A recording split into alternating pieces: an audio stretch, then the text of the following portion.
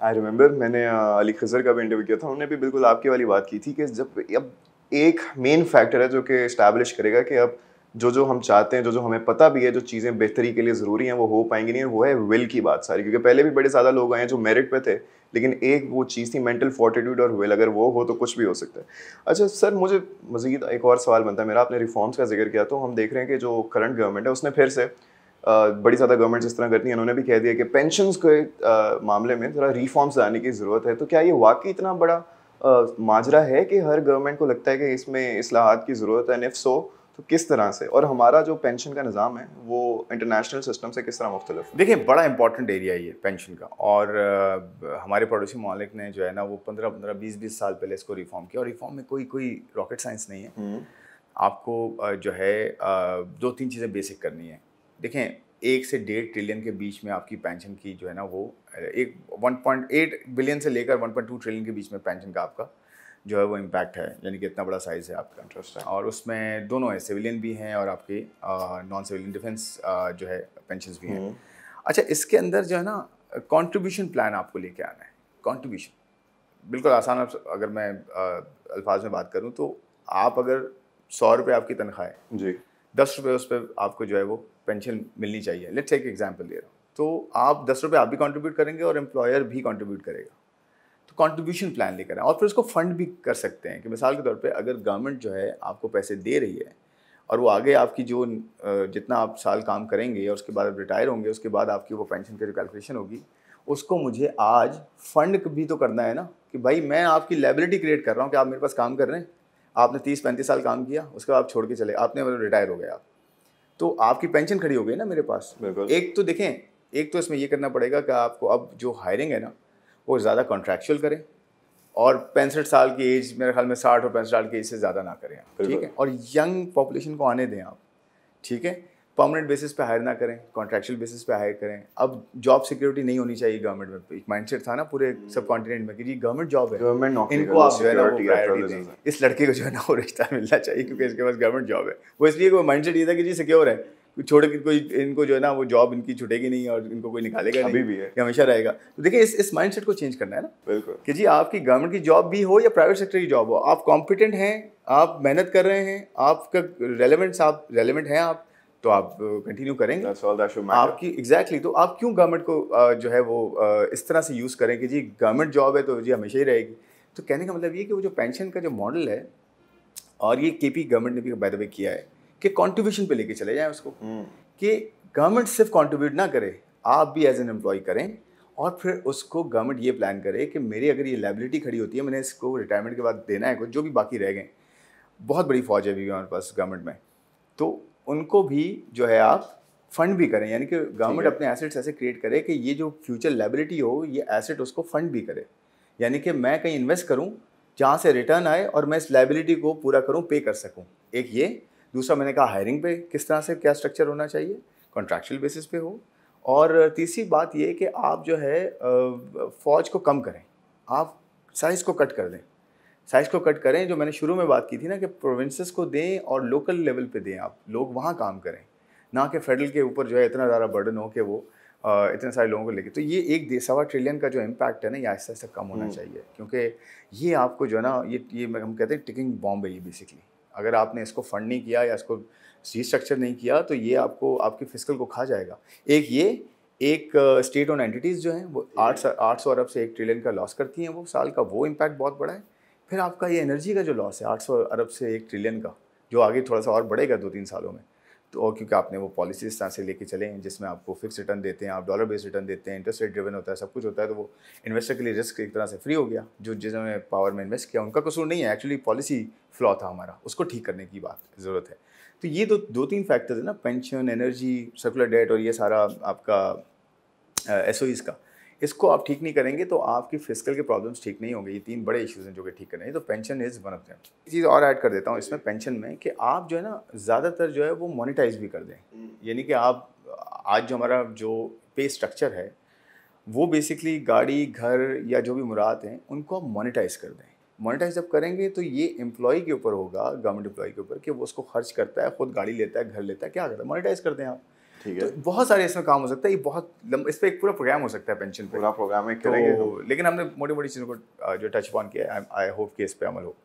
I hope इस पे अमल हो। तो सर ये इसी आपके जवाब से ही मेरा एक और सवाल निकलता है कि अगर हम प्राइवेट और पब्लिक सेक्टर को देखें तो फ़र्क काफ़ी बड़ा। The private sector is doing way better compare to the public sector, और बड़े ज़्यादा तो पब्लिक सेक्टर के खसारे में भी हैं। तो व्हाट डू यू से कि how can we make it better? क्या पब्लिक सेक्टर में रहते हुए वो बेहतरी की तरफ जानिब जा सकते हैं, या उनको भी प्राइवेटाइज करना ज़रूरी होगा? जी जी बिल्कुल, देखें गवर्नमेंट के पास तकरीबन कोई 206 कंपनियाँ होंगी टोटल। कंपनियाँ हैं या उसमें इदारे हैं, अथॉरिटीज़ हैं, कमीशंस हैं, ये सब मिला के इसमें आई थिंक कोई 85 रफली कमर्शियल हैं और कोई 80 के करीब नॉन कमर्शियल हैं। और वो फिर आपस में क्रॉस होल्डिंग्स भी हैं कि जी एक कंपनी है तो उसकी सब्सिडरी भी है, तो ये भी है, तो ओवरलैपिंग भी है। अब देखें, इसमें करना ये है कि एक फंडामेंटल चीज़ तो आपको पता है, ये ज़रूरी है कि हमें गवर्नमेंट को जो है ना बिज़नेस से निकलना चाहिए। गवर्नमेंट का काम बिज़नेस करना नहीं है, गवर्नमेंट को इनेबलिंग एनवायरनमेंट क्रिएट करना है ताकि हर कोई आके इन्वेस्ट करे और कंपटीशन क्रिएट हो और अल्टीमेटली कंज्यूमर का फ़ायदा हो और सर्विस डिलीवरी हो, सबसे इंपॉर्टेंट। इसमें फिर वही बात आ गई कि जी लोकल गवर्नमेंट्स आप क्रिएट करें ताकि सर्विस डिलीवरी जो है लोकल गवर्नमेंट तक जो है ना उनके थ्रू एक आम आदमी को। तो जो एसओईज़ का मामला है ना, वो तो आपको इनसे निकलना ज़रूरी है, ये तो फंडामेंटल है। और 800 से 1 ट्रिलियन रुपए का, 800 अरब से 1 ट्रिलियन रुपए का लॉस भी है आपका साल का, बहुत तो आप उसको भी आप प्लग करेंगे। तो एक तो हमें ये एज अ स्टेट मेरे ख्याल में ये डिफ़ाइन करना पड़ेगा कि हमारा प्लान क्या है। क्या हम वैसे ही रैंडम पकड़ के कहते हैं जी इस कंपनी को भी कर दें? अच्छा, इसमें फ़र्क भी है कि मिसाल के तौर पे प्राइवेटाइजेशन कमीशन के जो ऑर्डिनेंस है वो ये कहता है कि जब आप कोई कंपनी बेचें या मतलब प्राइवेटाइज करें या कुछ भी करें उसको, तो उसमें जो प्रोसीड्स आती हैं जी, वो आप लॉस जो है जो जो एक्चुअली जो डेट रिडक्शन है उसके लिए यूज़ होती है, यानी कि अपने कर्ज़ों को कम करें उससे 90% और 10% जो रह जाए उससे पॉवर्टी को कम करें। अब ये गवर्नमेंट का वैसे ही फिस्कल पे लॉस इतना बड़ा है कि यहाँ से जो प्रोसीड्स आती हैं वो कहते हैं जी इसको मैं अलग अलग क्या करूँ, 90-10 क्या करूँ? ये तो वैसे ही हम कर रहे हैं, अपना कर्जा कम करने की कोशिश करते हैं, एक्चुअली कर्जा बढ़ जाता है। और स्टेट की क्या पॉलिसी, स्टेट का नैरेटिव क्या है? स्टेट का नैरेटिव ये है कि जी लॉस से निकलना है, हमें लॉस को काटना है, लॉस को कम करना है। स्टेट का नैरेटिव ये है। पीसी का नैरेटिव ये है कि जी गुर्बत को कम करना है और कर्जे को कम करना है। स्टेट का नैरेटिव है कि जी लॉस को कम करना है ओवरऑल। तो ये नैरेटिव को भी मैच करें आप, एक नैरेटिव सेम पेज पे आना और फ्रॉम टॉप जो है ना वो ट्रिकल डाउन हो, ठीक है। फ्रॉम टॉप फ्लो डाउन हो कि भाई गवर्नमेंट का, स्टेट का नैरेटिव ये है कि मुझे बिजनेस में नहीं रहना, नंबर 1 ये हमें डिफाइन करना पड़ेगा, और मुझे जो है अपनी कंपनी से निकल के प्राइवेट सेक्टर को जो है ना जगह देनी है। मुझे इसमें इंटरवेंशन नहीं करनी और मुझे पूरी इकोनॉमी में इंटरवेंशन नहीं करनी। आपको पता है पूरी इकोनॉमी में गवर्नमेंट की फुटप्रिंट बहुत ज़्यादा है। पाइड का एक रिसर्च है, उसके हिसाब से कुछ 60% से ज़्यादा गवर्नमेंट की इंटरवेंशन है इकोनॉमी में, और रेगुलेटरी बॉडीज़ की भी इतनी है पाकिस्तान में, पता है आपको। प्राइस सेटिंग है, कभी सब्सिडी है, कभी क्रॉस सब्सिडी है, कभी डायरेक्ट आप प्राइस सेट कर रहे हैं, कभी आप through indirect channels price set कर रहे हैं। तो जो फुटप्रिंट है ना गवर्नमेंट का, सिर्फ प्राइवेट एसओईज़ के थ्रू नहीं है खाली कि जी वो पाकिस्तान स्टील मिल है और पीआईए है और जो है ना पाकिस्तान रेलवेज़ है। ये तो फ्रंट पे इदारे हैं ना जिनको आपने या तो क्लोज डाउन करना है, एक कॉल लेनी पड़ेगी कि यार हमें लॉस हो रहा है ना, इससे कोई फ़ायदा नहीं है इकोनॉमी को, तो हमने पॉलिटिकली रन नहीं करना। ये पॉलिटिकल इदारे नहीं जो बन चुके हैं, ठीक है।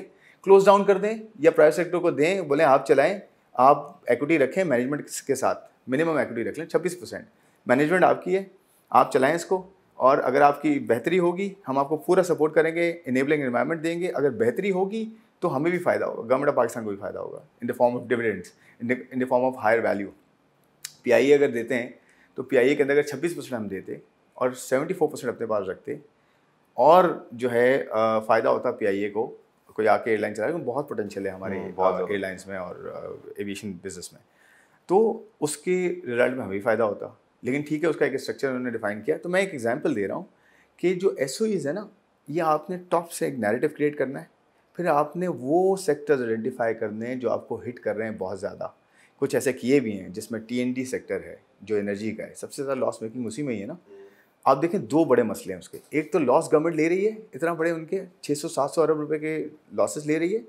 दूसरा उसका इनडायरेक्ट इम्पैक्ट इकोनॉमी पे कितना है कि बिजली पहुंचती नहीं है, महंगी पहुंचती है, और सब। अच्छा, हम बनाने का प्रॉब्लम नहीं है हमारी बिजली का, जनरेशन का इशू नहीं है, पहुंचाने का प्रॉब्लम है। TND जिसे कहते हैं, ट्रांसमिशन एंड डिस्ट्रीब्यूशन जो है ना, वो प्रॉब्लम है। उसको इतना इतना इतना ज़्यादा सड़ चुका है वो निज़ाम कि उसमें बहुत बड़ी इन्वेस्टमेंट की ज़रूरत है और पब्लिक प्राइवेट पार्टनरशिप की ज़रूरत है। उसमें लॉन्ग टर्म जो है कंसेशंस की ज़रूरत है देने की, उसको फ़ौरन करना चाहिए। अदरवाइज़ ये सिंगल हैंडली एनर्जी का जो प्रॉब्लम है ना, सिंगल हैंडली आपको बैंकरप्ट कर सकता है। बिल्कुल कर सकता है। तो इसलिए एसओईज़ का तो बहुत बड़ा एरिया है जिसमें आपको टॉप टू डाउन नैरेटिव भी क्रिएट करना है। फिर आपको वो आइडेंटिफाई करनी है सेक्टर्स या कंपनीज जो मोस्ट लॉस मेकिंग है, उनको ठीक भी करना है। देखिए, मैं दोबारा कहता हूँ, ये ऐसा नहीं होता कि आप ये कहें कि जी इकोनॉमी जो है ना वो अच्छी तो नहीं है, 2% ग्रोथ हो रही है, लेकिन प्राइवेटाइज कर देंगे हम सब चीज़ें। ऐसा नहीं हो सकता। इन्वेस्टर का माइंडसेट क्या होता है वो हमें रीड करना पड़ेगा। इन्वेस्टर ये कहता है कि यार आप मुझे एक चीज़ कचरा करके देंगे तो मैं इसको क्या वैल्यू दूंगा आपकी? मुझे सब कुछ खुद ही बनाना है तो मैं आपको वैल्यू क्या दूंगा? तो ये भी दे दें, कोई इशू नहीं, अगर आप ठीक नहीं कर सकते थोड़ा सा। लेकिन सही तरीका क्या होगा कि आप टॉप से स्टार्ट करें, एक अच्छी डिबेट रखें जिसमें बताएं कि जी हमारे इदारे कितने हैं, क्या डेटा है उनका, क्या स्टैंडिंग है, क्या एसेट्स हैं। ये मिनिस्टर फाइनेंस करता है लेकिन लेटेस्ट रिपोर्ट्स नहीं होती, एक 2 साल पुरानी होती है। ठीक। तो आप पहले लेटेस्ट निकालें नंबर्स। सबसे पहले डेटा होता है, डेटा सबसे इंपॉर्टेंट चीज़ है। जब डेटा आपके पास होगा तो पॉलिसी सही बनेगी, जब पॉलिसी सही बनेगी, उसकी एग्जीक्यूशन सही होगी तो इम्पैक्ट्स आएंगे, रिजल्ट्स आएंगे, आउटकम्स आएंगे। ठीक है, तो आपके पास डेटा है 206 कंपनीज का है डेटा, लेकिन स्कैटर्ड बहुत ज़्यादा है। तो उनका डेटा निकाल के एक कॉम्प्रिहेंसिव प्लान हो और फ्यूचरिस्टिक प्लान हो, उसके बाद प्राइवेटाइजेशन को ये मैंडेट दिया जाए और एम्पावर, उसका ऑर्डिनेंस एम्पावर करता है उसको, लेकिन उसकी कोई मिनिस्ट्री सुनता ही नहीं। आप जाए मिनिस्ट्रीज के पास, वो आगे रिलक्टेंट होते हैं। मिनिस्टर ऑफ इंडस्ट्री ले लें, मिनिस्टर एविएशन ले लें, कुछ भी ले लें आप, वो बहुत मुश्किल से करते हैं। लेकिन आज जो है आप देखें सब एक पेज में तो PIA हो रहा है। कहने का मतलब वही वाली बात है कि वेल होनी चाहिए आपकी, इदारों का पता हो आपको, डेटा आपके पास हो, और आप शुरू करें इस चीज़ से कि जी हमने पहले तो उनमें बोर्ड्स डालने। आपको पता है कितने इदारे हैं जिनके अंदर बोर्ड्स ही नहीं है, और बोर्ड्स को इंडिपेंडेंट होना चाहिए। गवर्नमेंट अपॉइंट क्यों कर रही है CEO को? भाई बोर्ड अपॉइंट करता है ना किसी भी कंपनी को, किसी भी कंपनी के CEO को बोर्ड अपॉइंट करता है और बोर्ड को गवर्नमेंट अपॉइंट कर ले। ठीक है, यहाँ पे क्या होता है कि जो किसी पावर कंपनी का किसी का भी CEO है या किसी ऑयल कंपनी का CEO, वो गवर्नमेंट ऑफ पाकिस्तान अपॉइंट कर रही है, भाई बोर्ड अपॉइंट करे ना उसका। तो ये इस तरह के नॉर्मलीज आप ठीक करें, जो एक प्रॉपर जो कॉर्पोरेट स्ट्रक्चर होता है वो लेके चलें। अच्छा, जब बोर्ड अपॉइंट करते हैं आप मैनेजमेंट को थोड़ा सा ठीक करें, थोड़ी सी उसकी, आप वो कहते हैं जब आप गाड़ी बेचने जाते हैं या कोई भी आप घर बेचने जाते हैं, उसको थोड़ा सा आप खूबसूरत बनाते हैं, खूबसूरत ताकि सेलेबल तो बने। तो इन्वेस्टर का भी यही है कि भाई आप उसको चीज़ को बेयर मिनिमम पे आप ले आएँ ताकि इन्वेस्टर आपसे ले ले और उसको फिर बेहतर करे, अट्रैक्ट तो हो। तो ये प्लान होना चाहिए ना। अगर हम ये कहते हैं नहीं जी ये तो बस जितना है दे दो आप उसकी वैल्यू, या जैसे स्ट्रक्चर किया PIA को, ठीक है वो स्ट्रक्चर पर हम डिबेट कर सकते हैं, बट स्ट्रक्चर करना बेहतर था। इसी तरह सबको करें ना, सबको स्ट्रक्चर करें, आप इंटरनल अपनी कैपेसिटी बिल्ड करें। इस वक्त PC के पास इंटरनल कैपेसिटी नहीं है, आपको पता है, एग्जीक्यूट करने की। आपके पास वो कॉम्पिटेंस नहीं है इंटरनली, मतलब बहुत कम है, और इदारे बहुत ज़्यादा हैं। तो आपको एक तरह से कैपेसिटी बिल्ड करनी पड़ेगी। आपको अपने जो है बेस्ट माइंड जो है वो लाने पड़ेंगे, चाहे प्राइवेट सेक्टर से हों या गवर्नमेंट से हों, बिठाने पड़ेंगे। ब्यूरोक्रेसी को थोड़ा सा पीछे करना पड़ेगा, प्रायोरिटी देनी पड़ेगी इन्वेस्टर्स को, उनके माइंडसेट को रीड करने वाले लोग हों, लॉयर्स हो, इन्वेस्टमेंट बैंकर्स हो, बहुत सारे और लोग बैठे हुए हों जो कि आपको बता सकें यार स्ट्रक्चर कैसे करना है। गवर्नमेंट की साइड से देख रहे हो कि जी गवर्नमेंट का फ़ायदा क्या है उसमें और स्टेट का फ़ायदा क्या है, कुछ चीज़ को बेहतर करके बेचना। और दूसरी बात, पूरा एनवायरनमेंट आपको बेहतर करना पड़ेगा। इकॉनमी की ग्रोथ बेहतर हो रही है, इन्फ्लेशन नीचे जा रही है, इंटरेस्ट रेट्स एक रीजनल लेवल पे हैं, एनर्जी सेक्टर थोड़ा बेहतर हो गया है और आपके फाइनेंसेस बेहतर हैं, कर्जे की जो है ना बहुत ज़्यादा इम्पैक्ट नहीं है आपके ऊपर। तो ये ओवरऑल इकोसिस्टम है, ईज ऑफ डूइंग बिजनेस है, कॉस्ट ऑफ डूइंग बिजनेस नीचे जा रही है, तो पूरा इम्पैक्ट होता है ना। ये पूरा लैंडस्केप, इसको मैं कहता हूँ वैल्यू प्रोपोजिशन लैंडस्केप, जो चाइना ने प्रोवाइड किया आज से 20 साल पहले, 25 साल पहले। आज देखें चाइना का है, अब वियतनाम कर रहा है, थाईलैंड कर रहा है, मलेशिया कर रहा है, इंडिया कर रहा है, बांग्लादेश कर रहा है, ठीक है, तो और मिडिल ईस्टर्न कंट्रीज देखें कर रहे हैं। तो आप घिरे हुए हैं कॉम्पिटिटिव जो है ना लैंडस्केप में, आप खुद स्लो हैं, आप अपने आप को बेहतर करने हैं, वरना ये सारे खड़े हो जाएंगे और आप वहीं रह जाएंगे। और आपको पोटेंशियल इनसे ज़्यादा है। आप पता है कहाँ पर है, मैं आपको छोटा सा एग्जांपल देता हूँ। आप उस जगह पर हैं गजाल जहाँ पे एक तरफ एनर्जी हंग्री लोग हैं और दूसरे एंड पे एनर्जी रिच लोग हैं। आप ये समझेंगे एक तरफ आपको जो है ना वो लोग बहुत अमीर लोग बैठे हैं एक तरफ, और एक तरफ बहुत गरीब लोग हैं, आप बीच में हैं, तो आप कितनी अच्छी डील बना सकते हैं।